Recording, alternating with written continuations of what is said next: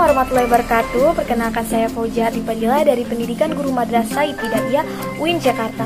Hari ini saya akan membahas tentang keterampilan berbicara. Nah, langsung aja, apa itu berbicara? Nah, berbicara merupakan kemampuan mengucapkan kata-kata dalam rangka menyampaikan maksud, ide, gagasan, serta perasaan yang disusun dan dikembangkan sesuai dengan kebutuhan si penyimak, agar apa yang disampaikan itu dapat dipahami oleh si penyimak.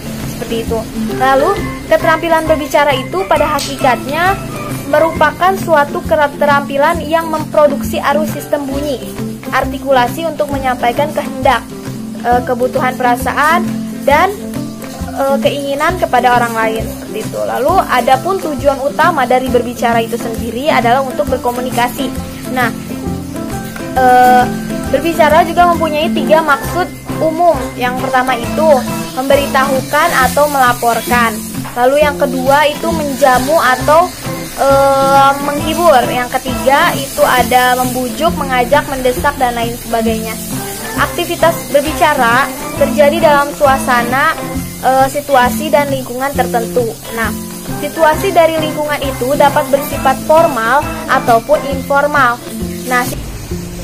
Nah, dalam situasi formal, pembicara dituntut untuk berbicara formal. Sebaliknya, dalam berbicara informal, si pembicara itu dituntut untuk berbicara tidak formal, seperti itu. Lalu kegiatan berbicara yang bersifat informal itu banyak dilakukan dalam kehidupan sehari-hari. Misalnya kita bertelepon, terus bertukar pengalaman, dan lain sebagainya. Nah, sedangkan jenis yang formal itu kayak misalnya kita interview, terus juga ada ceramah atau lain sebagainya.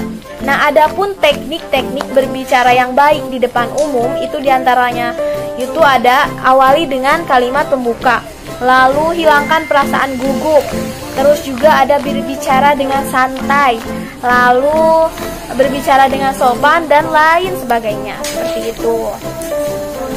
Kemudian ada faktor yang mempengaruhi pembicaraan. Nah, itu ada di pembicaraan internal atau eksternal. Nah, kalau yang internal itu, hambatan internal itu yang ada dalam diri kita pribadi. Nah, misalnya ketidaksempurnaan alat ucap, terus juga ada kelelahan dan kesehatan fisik maupun mental, nah, dan lain sebagainya.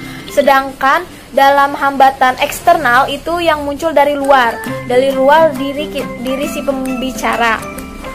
Terus kayak misalnya suara atau bunyi, terus juga ada kondisi ruangan, media, terus pengetahuan pendengar, dan lain sebagainya ya.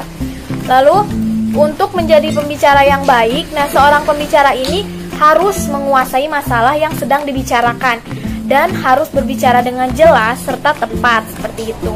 Terus ada beberapa faktor yang diperhatikan oleh pembicara untuk keefektifan berbicara, yaitu ada faktor kebahasaan dan non-kebahasaan. Nah, faktor kebahasaan yang menunjang keefektifan berbicara itu seperti ketepatan ucapan, terus juga penempatan tekanan, nada sandi, dan lain sebagainya.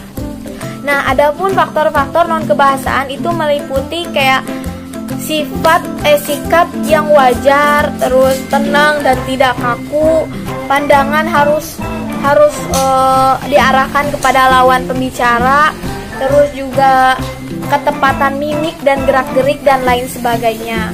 Nah, itu saja yang dapat saya sampaikan. Kurang lebihnya mohon maaf. Terima kasih. Wassalamualaikum warahmatullahi wabarakatuh.